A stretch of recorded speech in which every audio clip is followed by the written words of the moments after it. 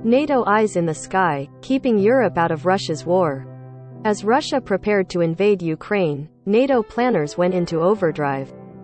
306. UEDEM. Germany.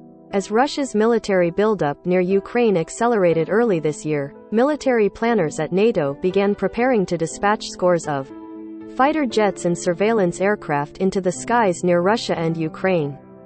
It was a warning to Moscow not to make the mistake of targeting any member. Even in the weeks preceding the war, politicians and analysts were divided over whether President Vladimir Putin would really order Russian troops to invade. From a military point of view, though, the forces arrayed around Ukraine appeared designed to do just that.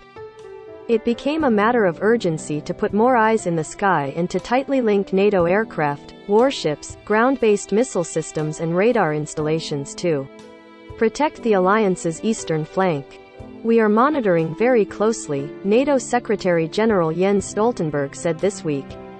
Information, best possible situation awareness, is of course extremely critical in such a dangerous situation as we see in Ukraine now. In the lead-up to the February 24 invasion, the alliance's Combined Air Operations Center in Udom, western Germany, shifted gear. A few dozen military personnel now simultaneously manage up to 30 aircraft in skies from the northern tip of Norway down to Slovakia. From an underground bunker in quiet farmland, patrolling aircraft are diverted to monitor suspicious Russian planes. Jets on 15-minute standby are routinely alpha scrambled from around Europe to intercept unidentified aircraft near NATO airspace. More than 100 aircraft can be working aloft on any given day, mixed in among roughly 30,000 civilian flights made daily through European skies.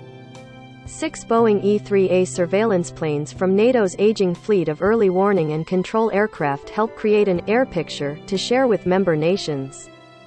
These eyes in the sky do not fly into Ukraine or Russia, but can see up to 400 kilometers, 250 miles, across borders.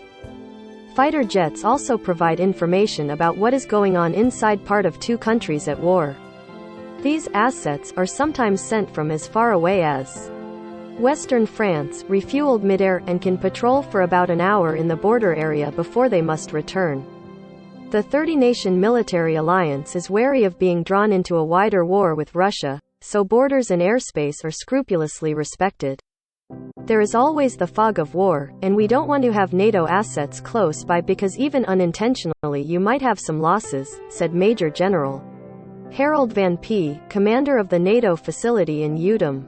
The most sensitive zones for unidentified planes are the Kola Peninsula, at the high north borders of Russia and Norway, the Gulf of Finland approaching the Russian city of St. Petersburg, and the skies around Russia's exclave of Kaliningrad, sandwiched between Lithuania and Poland. From their computer screens, NATO personnel can also track cruise missiles, like those that Russia used last month to pound a military training base in western Ukraine near NATO member Poland, killing 35 people. But shadowing them with aircraft is a high-risk endeavor, particularly at night, in poor weather or when the missiles hug the ground, flying so low that electrical pylons and cables become a danger. "We have to be convinced that there is a credible threat to go after one," Van P said. A less obvious challenge to NATO airspace is rogue drones. Military officers said that Russia is using powerful electromagnetic devices for communication jamming purposes which can disrupt remotely controlled flights. Last month, a military drone drifted uncontrolled out of Ukraine through the airspace of 3 members, Romania, Hungary and Croatia, before crashing in the Croatian capital. Some parked cars were damaged but no one was hurt. The drone weighed just over 6 tons. Both Russia and Ukraine denied launching it.